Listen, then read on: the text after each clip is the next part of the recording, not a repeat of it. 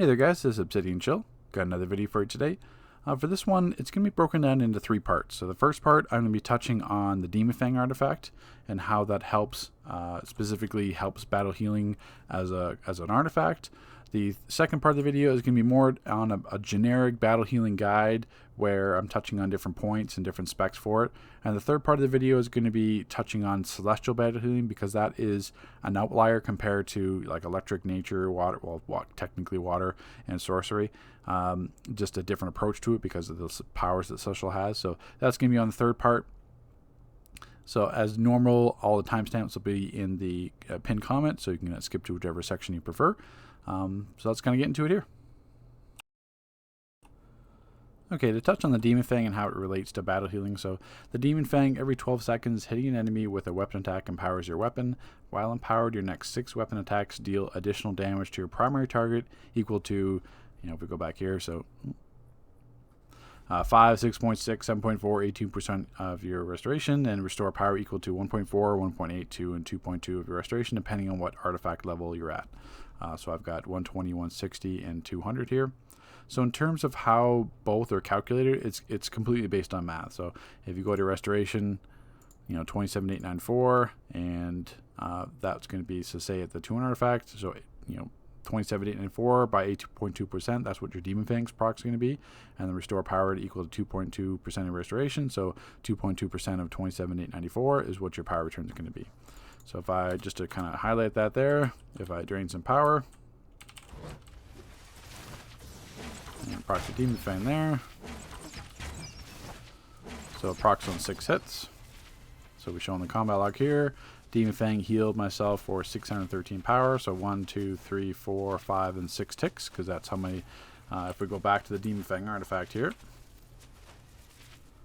So while empowered, your next 6 weapon attacks deal additional damage. So basically, the Demon Fang proc not only will get the damage proc on the 6 weapon attacks, but you also get the power return on the 6 weapon attacks. So obviously, since I'm using Flurry Shot and the attacks are multiple in a burst succession, obviously I'm going to get my power back more slowly. So if I was doing like a slower attack, that's how long the power would take to get back each time. So it's per weapon attack. So every weapon attack, that's when the power is going to proc on it. But you can kind of see, even at this level of restoration, which I know isn't that high compared to everything else, because I think I'm in this spec, I'm still 245 restoration, but my augments are different here. But for example, like most likely on live server, you're going to have more restoration than this. I'm still in healer gear, but my augments are different. Obviously, I'm not running full healer artifacts because this is like a battle build. So obviously restoration is going to be higher, but you can still see, that's what, 6, 12, 18, 24, 30, 3,600 power. If I go to my loadout here, galvanized was 8460, wired 8460, biocap was 12,000. So basically that's 30,000 power right there, and I'm only getting 3,600 back. So it's certainly not enough to warrant solely relying on the Demon Fang for power return. Like it's a nice little power back.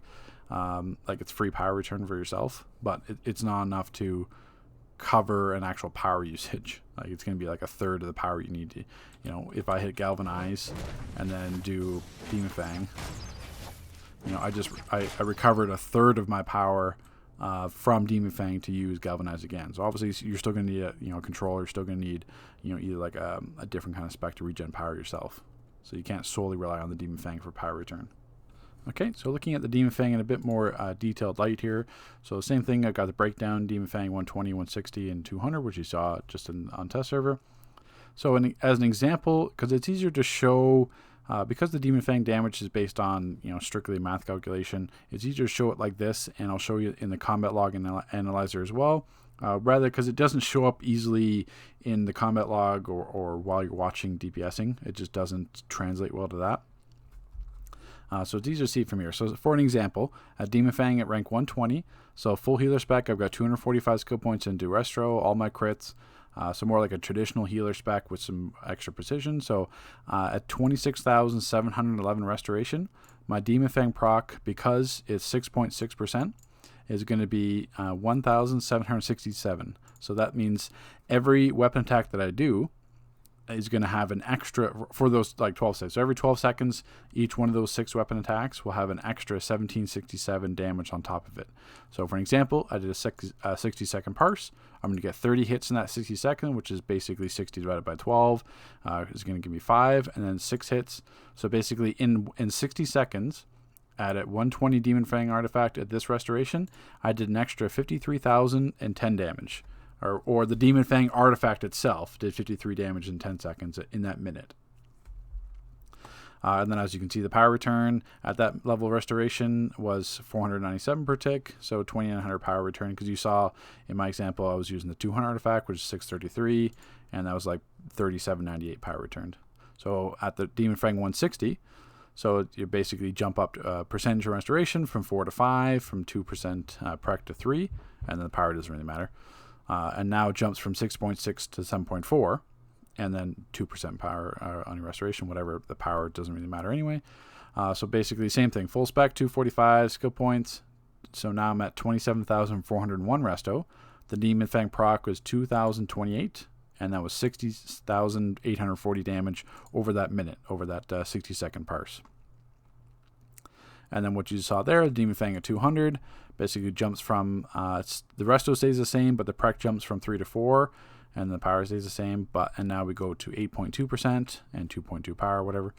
So at 8.2% at 27,894 restoration, the Demon Fang proc was 2287, and same thing, 30 hits in a minute, and that was an extra 68,610 damage. And then for an example, which I'll show, this will be better illustrated in the combat log analyzer, but as an example, I did a split spec. So I did 160 SP into resto, I did 100 skill points into prec to get my 10%, and then that, because obviously the restoration is lower, 27 versus 24, my Demon Fang proc was 2008, and I only did 60,000 damage.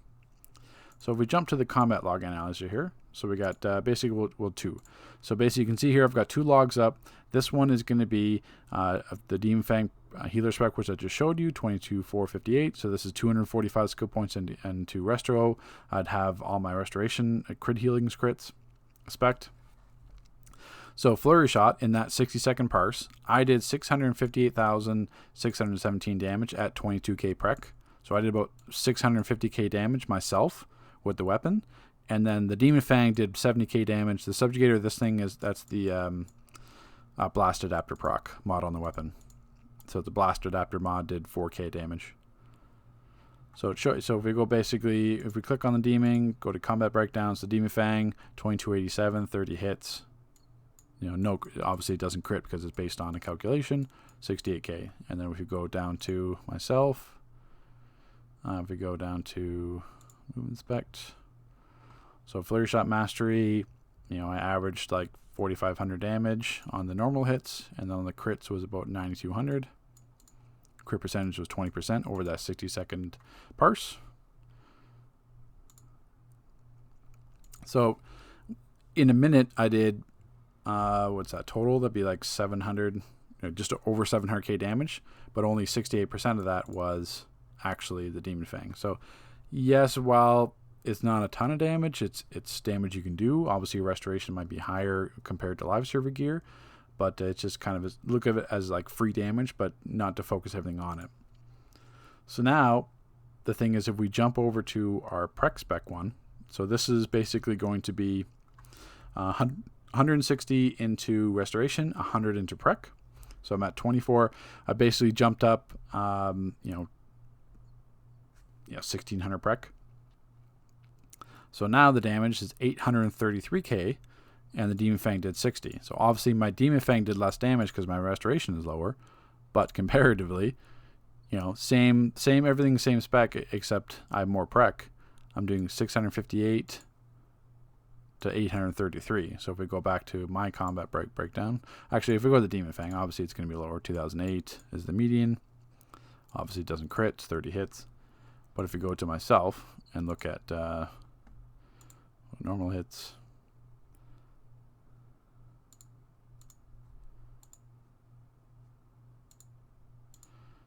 if it's going to show me this.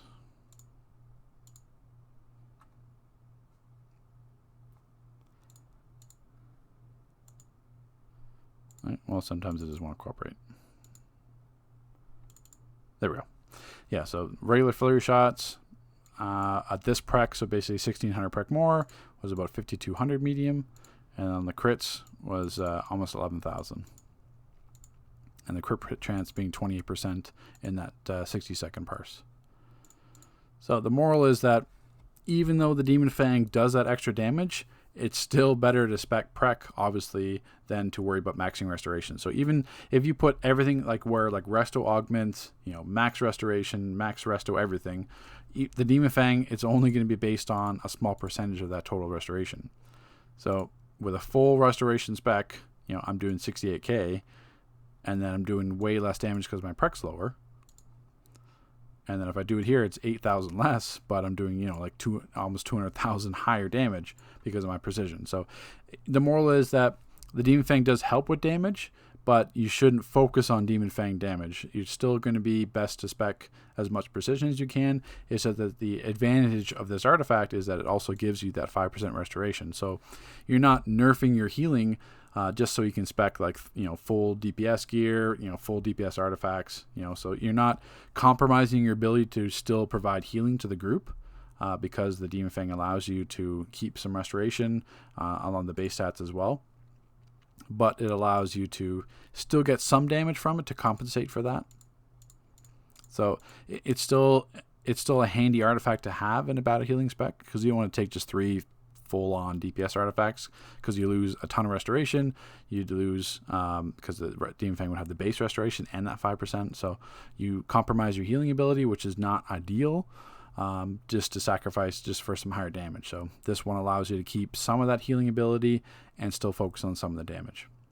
So let's kind of jump back to the testing here. Okay, for a battle healer spec, for every power set except Celestial, it's going to be precision based. Technically, you can get away with a water might build if you're using Tsunami Strikes, but I don't recommend, and I personally don't use Tsunami Strikes as a water healer, so it falls into prec. Like if you're going to use the meta prec, the meta water rotation, focusing on the flood of power and getting double amp your shields, or the 4 times quantum solace with flood of power, you're going to be still precision based. So with that one, it falls into the same kind of cliche where it's going to be dual wield, because dual wield gives us still, even after the precision changes, dual wield gives us the best option in terms of range AoE with explosive shot mastery and single target damage with flurry shot mastery. So it's basically a poor man's dual weapon. Like, you're not going to need melee damage as a healer. You're not going to be melee range. You're going to be in the back. So either you can flurry shot bosses or you can explosive shot adds. That's basically the weapon that gives you the greatest versatility in terms of that. So in terms of a spec, we can jump on the skill points here first. Now you've got a couple of options on a couple of builds that I'll show you here.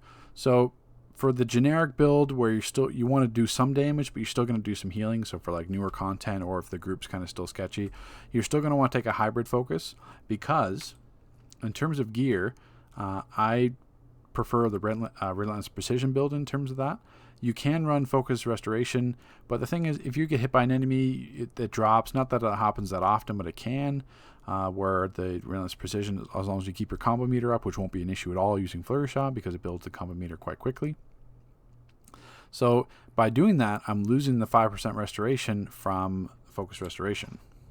But if I'm using hybrid, I basically I pick up that 5 restoration back, so it comes out to a wash, and then I get 5% Dom, which is going to help my healing a little bit as well, and increase my shield strength. So that's it kind of a positive there.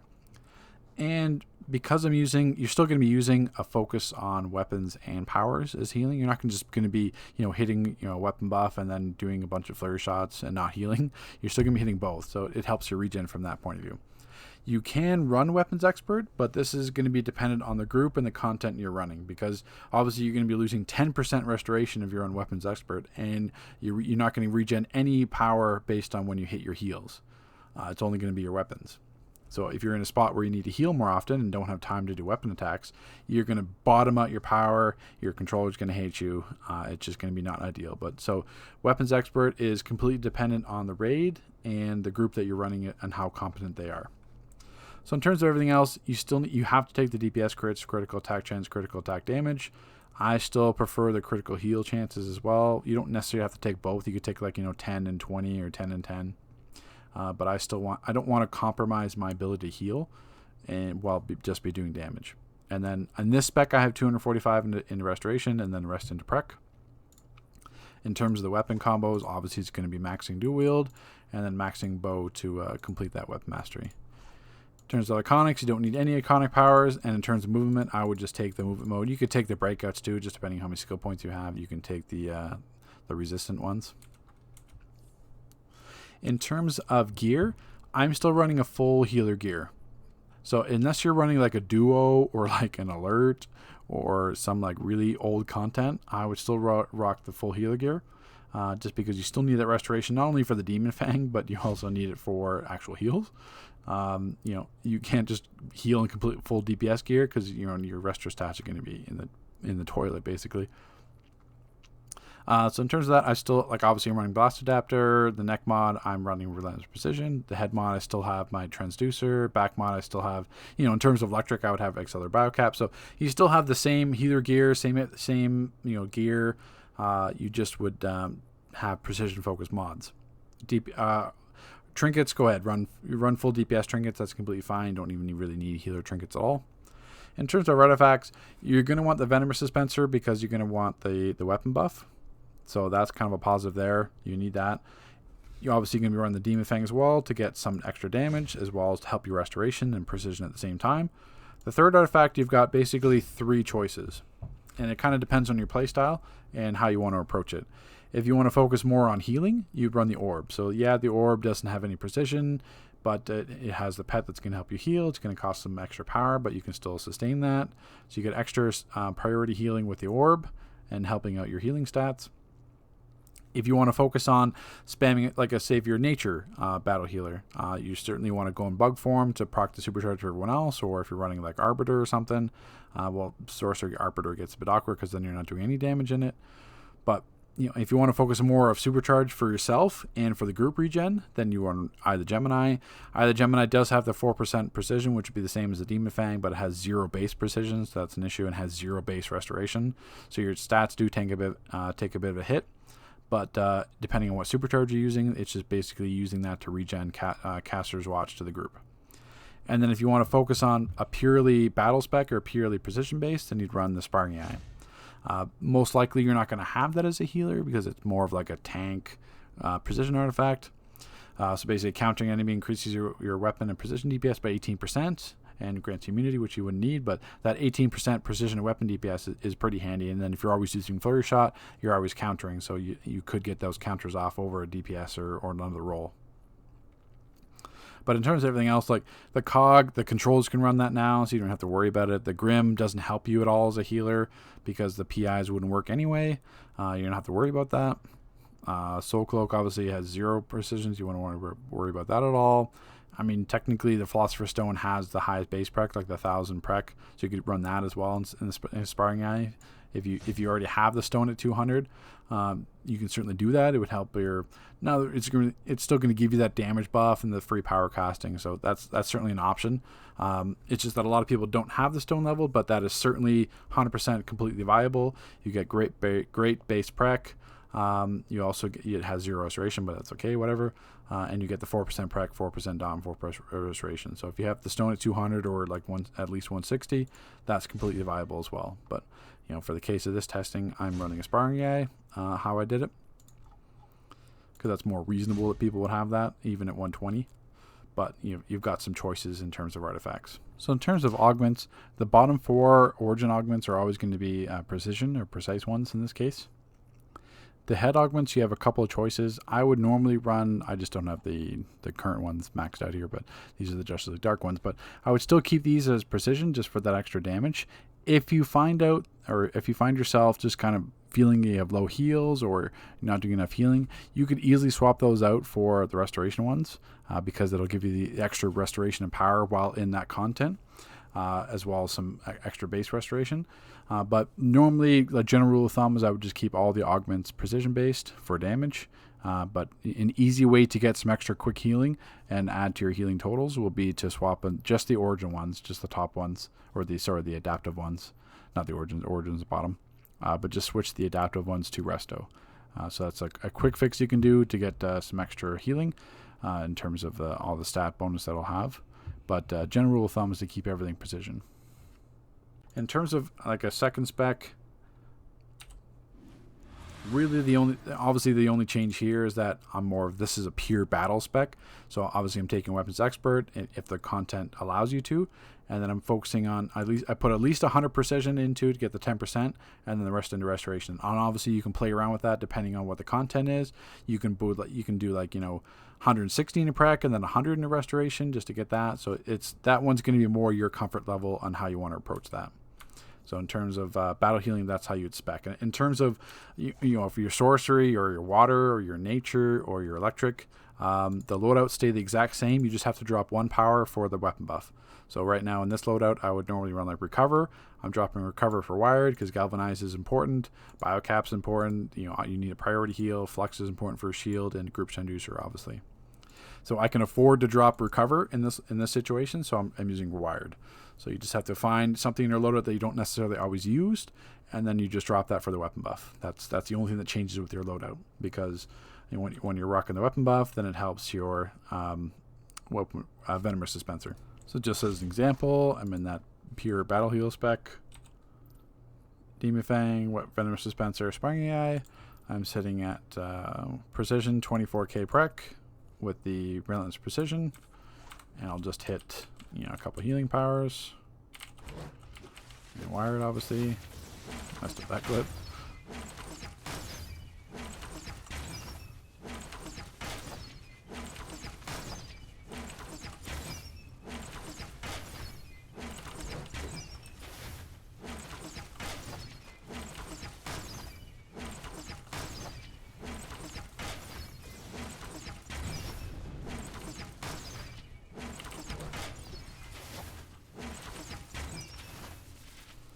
Just as an example. So basically 16k, 15k, so obviously my prec is lower than what you possibly have online because I only have 100 skill points into it, or depending on how your spec is. But 15, 16k prec on single target, it's not terrible. It's battle healing is not meant to top the scorecard or anything like that. It's just basically be there to help you do the damage to the group instead of just having max heals. So it's just that damage to help out. So basically to supplement the damage. In duos or alerts, you can help out a bit more just because you don't need to be a full healer in a duo or an alert. Obviously, you can switch to this spec and do some damage to help the actual group. And then, 15, 16k, proper gear, you'd be sitting at like 17, 18k, which is still reasonable, especially in a full healer spec. So that's basically what you're looking at there in terms of an example. Okay, so in terms of Celestial Healing, I did say it was the outlier compared to the other healer power sets because Celestial Healing actually has some abilities that are designed for battle healing. When Celestial first released, battle healing wasn't really predominantly a thing before then. In PvP it certainly was, but no one's really concerned with battle healing back in T3, T4, T5 days.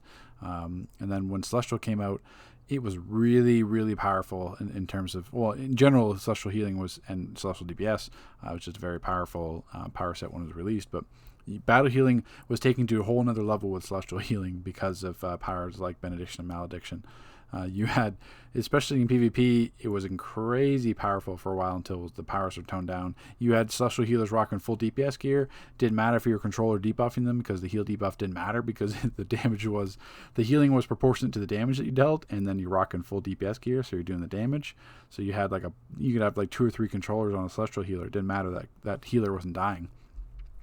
You had Celestial Healers in PvP out healing full healer spec electric healers in PvP. It was ridiculous for I think span of a few weeks or a month before it started to be toned down and they lowered the cap on it. But it's still, I wouldn't say it's viable today, but you can still do it. Same thing for duos, alerts, you can mess around, it's completely fine. Raids, you could probably get away with it, but I wouldn't want to solo heal it.